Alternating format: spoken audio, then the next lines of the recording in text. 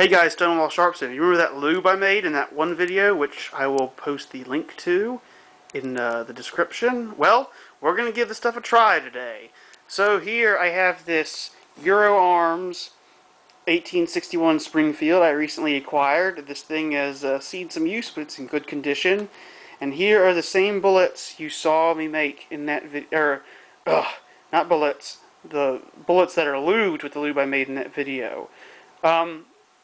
So these are them. I don't have cartridges because I ran out of newsprint. So what I've done is I just made I have a bunch of reenactors blanks with which I loaded 65, give or take 5 grains of GoX 3F black powder. So I'm just going to use those and the bullets, and we'll see how that works. So these bullets, I'm pretty sure, should have all fit down my Enfield barrel when I was proofing them, when I cast them like a year ago. What I do is I seat the rounds in the muzzle of my Enfield, and if they don't seat fairly easily, then I toss them, as in I melt them back down and cast them again. I have yet to make a video on making mini balls, but like I said, there's a lot of error involved there. Like, these are supposed to cast at 5.75 caliber, but they normally cast around 5.77, so it's very hard to load these down an Enfield, which has a bore diameter of 5.77 caliber, but a straight 58, like what this 61 is supposed to be, it should go down them fairly easily. Now, I have some serious doubts about these rounds, or I mean how this is going to work, because I have shot my Enfield using these rounds, using just straight wax, which we coated onto the bullet by hand, just rubbed basically soft wax against them, and it did not work. In fact, a friend of mine who is on here and will help me do some videos eventually, Ford F-150, he broke his ramrod head off trying to ram one of those down because the wax got the bullet stuck halfway down the barrel. And I think we managed to ram his home and fire it out, or I don't know what he did, or he drilled it out or something. But yeah, no, it was no fun, and I got a round stuck in my barrel, and that's why my Enfield has a bunch of marks on the muzzle. But I digress. So we're going to just try this today. These are, as I said in that video many times, the regulation mixture of 1 part beef tallow to 8 parts beeswax, which basically means they're wax, which is why I'm not feeling too great about this. And then 65 grains of powder is about how much they would have used. Don't remember that off the top of my head, but I'm pretty sure that's right. So anyways, we're going to give this a try and see what happens. I think if I can keep up my rate of fire and keep the barrel hot, that these might work merely by virtue of liquid friction. So normally if I was just loading these balls dry, as in not lubed, you would basically have the lead, the soft lead, interfacing with the powder coated inside of the barrel. A lot of friction there. That's why you need to lube your rounds when you shoot these. They get stuck. So maybe if I keep the barrel hot enough, these rounds will, the wax, the lubricant will melt and hopefully give some liquid friction to that action. So we'll be able to load them. I don't know. This is going to be an experiment. We're going to find out what happens. I'm not going to bore you with 20 minutes of shooting because I have about 40 rounds. That is a cartridge box. I thought that was a good sample size. If I can get through a whole cartridge box, even if it's with difficulty, I'm going to say that this lube is a success. If I can't do it, I'm probably going to not use the Army Ordnance specs for lube, and I'm going to up the amount of tallow in the mixture, because it's actually the tallow that gives it the greasy lubricant qualities. The wax is just sort of there to keep it together and solid. So I'm going to up the amount of tallow, and then we'll try it out then.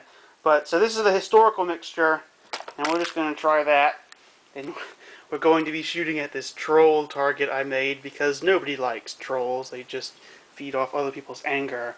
So, anyway, gonna give that a try. I got enough caps. And, yeah, that's about it. So I'll just take a few minutes of when I begin shooting, and then I'll shoot it up, and I'll give my assessment at the end. We're going to see what happens. So hey, here we are, about 58 of my paces down from the troll target. And so I'm going to call that about 50 yards and change, because my pace is a little bit under a yard. And this is just the most room we have. It'd be best if we had a range, like a 100-yard range to shoot on, but this is what I have. So anyway, it's close range for a rifled musket, but we're going to give it a try. It's not totally unrealistic. Certainly not for reenactments anyways. And since I don't have a table or anything to set the box of bullets on, I'm going to fire from kneeling, which will be interesting. I never live fired kneeling before, but I'm going to have to do that this time. So I get to teach you how to fire from kneeling. So I'm pretty sure this is how it works.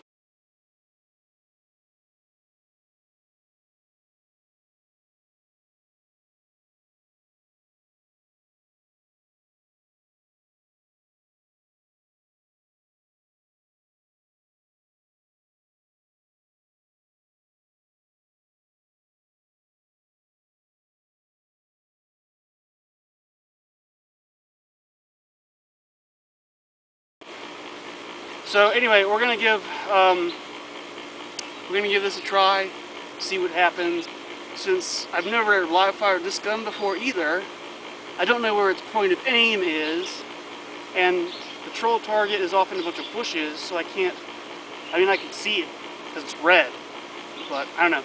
Anyway, the point isn't for accuracy or anything, it's just to see if I can get through a cartridge box of ammunition without, you know, not being able to, pretty much. So, anyway, here we go.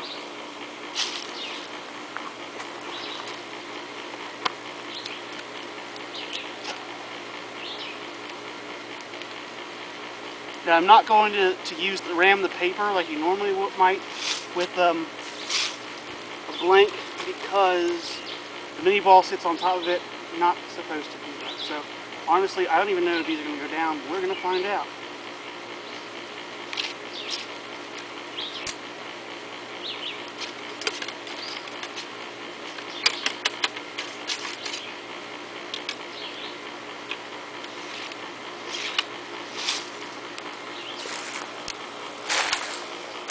I'm going to need to tighten that screw. That sight's going to annoy me. So, alright, here we go.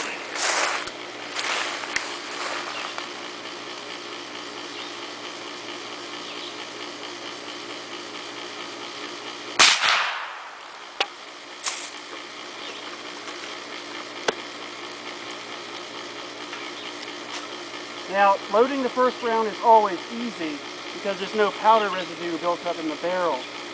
The true test will be after 10 or 15 rounds, how it is to load. So, as I said, we're just going to see what happens.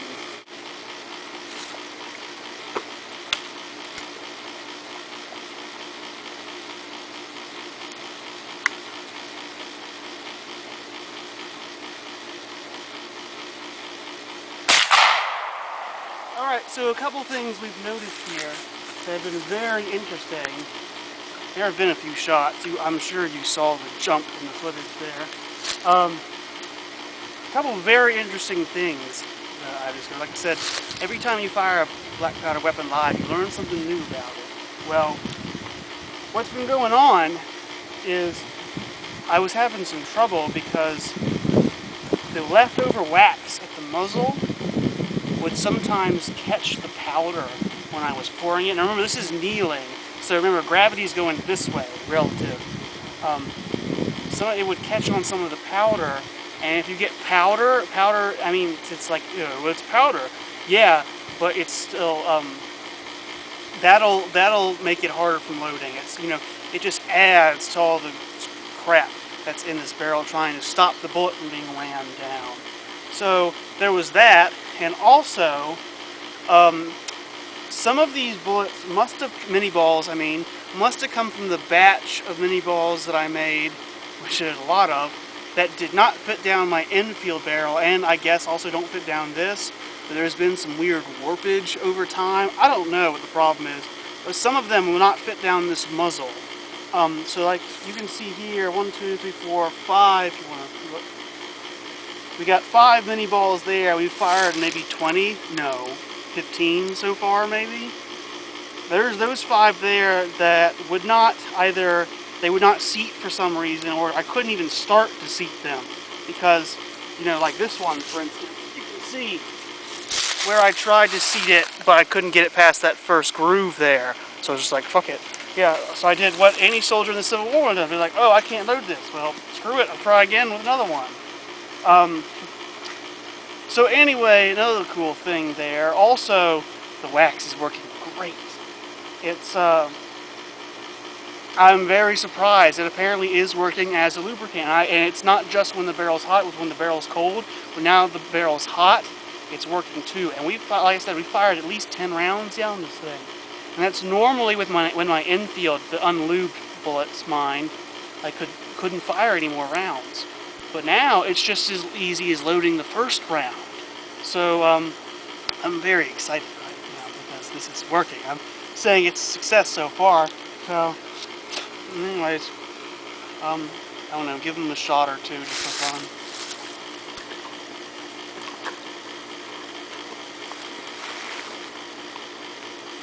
Let's see, it looks like we have 20 rounds left. So we're about halfway through our ammo box. And the Yankees are still coming. And let's see what happens. And yeah, I know I just took it to full cock, but it's really hard to cap this gun on half cock. Like, exceptionally difficult. Like you can see, look at that. Must have been like, cap, there we go.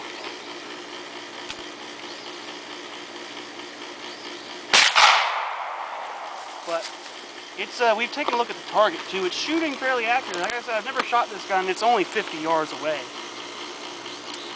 But I would definitely not call myself as a good like competition shooter or something. But most of the rounds that have hit, which is most of the rounds I've fired, are hitting his face. And like, I can only really see his mouth is the only distinguishable feature on that target, really. That's what I'm aiming at.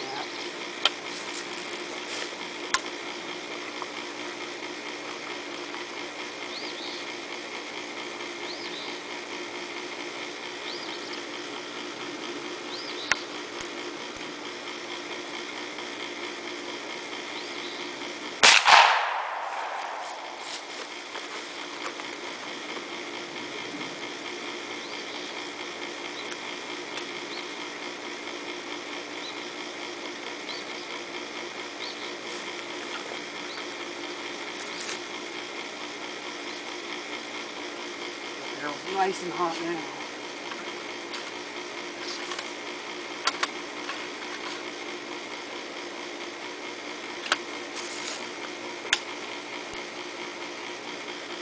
And there's a bunch of crap up on the nipple. It's getting hard to cap. I think it's some leftover oil from when I cleaned this thing.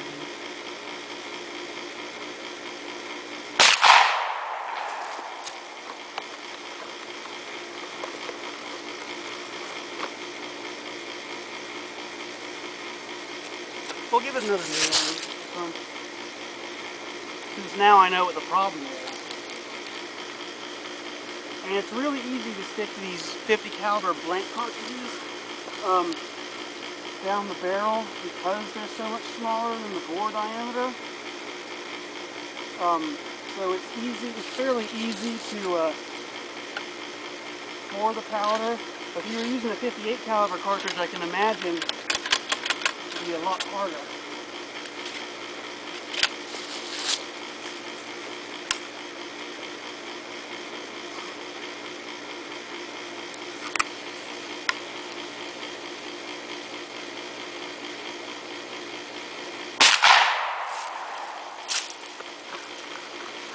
After this one, you can cut it off. Like I said, I wouldn't waste all the video time on stuff we've seen before. Oh, and there goes half that cartridge.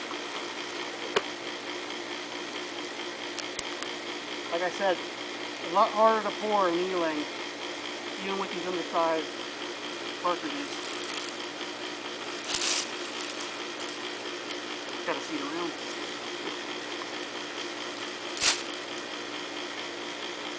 I'm used to having fully rounds, full cartridges, I mean. And also the infield style cartridge, I believe, is superior to the Springfield cartridge too, because it's self-contained. You just pour the powder and ram the whole thing down the barrel. Where with Springfields, you would have a whole cartridge, like not what I'm using, but you know, the whole thing wrapped up in paper. You would pour the powder, rip away the rest of the cartridge, and then seat the round. You'd have to flip the round, or with the infield cartridge, you flip it over, but then you can just load the whole thing. So, I don't know. I like that idea better.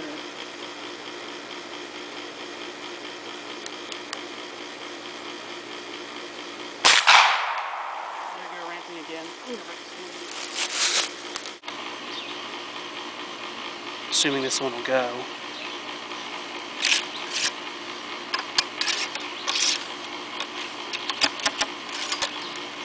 Ooh, that barrel's hot. Okay. Okay, so that was awesome. Yes. I'm going to feed in that little bit of me seating the ball there. That was one of my last maybe 10 rounds. So that was after I'd fired about 25 rounds out of the gun. That's good. That's good. I would say this bullet lube is a huge success. Now there are some other factors to that, obviously. This is a slightly higher bore than my infield, which might, you know, that since, like I said in the opening, that's what I'm used to shooting, is with that smaller caliber bore, and not lubes. It's a lot harder to load. So what I may try doing is seeing if I could cast some more mini balls and make sure they're under 5.77, and then lube those and try shooting the infield with them. So that's going to be a video for another day. But that'll sort of prove whether or not, you know, is it the bullets or is it the lube. But I'm very confident that the lube helps a lot. So we had 6 mini balls that wouldn't go down the barrel for various reasons. It seemed like some of them were like ever so slightly out of shape. Like, I don't know. So like maybe some of them were slightly ovular instead of circular. I don't know. One of them, the head was bigger than the lube groove, so I seated it down to the head and then it stopped. So again, these are all just sort of inherent random problems with mini balls that I'm going to cover when I eventually make that mini ball video. And so we'll cover that another day. We had to pull 2 of them out with pliers, which would have sucked. In real life, I guess, if you were fighting, you would just pick up some other dude's musket. So, like I said, I did what any other soldier would have done. I just threw them away and pulled out a new cartridge. So, and like my first sergeant told me, I really doubt all Civil War mini balls were perfect. So, anyway, we're going to go have a look at the troll target. So, turn it off. Alright, so I'm kind of disappointed in that I only hit, unless I misplaced a 10 somewhere, 21 hits out of 34 rounds fired. Again, I wasn't really going for accuracy on this. I was just sort of pulling vaguely at his mouth area. I was also trying holding the musket in some different positions. Anyway, enough of excuses. It got 21 hits out of 34 shots. So at 50 yards. So that's kind of sad, but I don't know. I would have hit some. As you can see, like this right here. If this was someone's torso and these, you know, he got hit in the right shoulder a bunch. So, yeah, 50 yards or whatever, but at 100 yards, these rounds would have hit him or the guy to his right. So, I don't know, whatever. Anyway, I just thought you guys wanted to see the target, and been very happy. This was a very fun video to shoot. And hopefully I'll be able to make some more videos next week. School's out. Job won't start up for a week or two. And I'll see you then.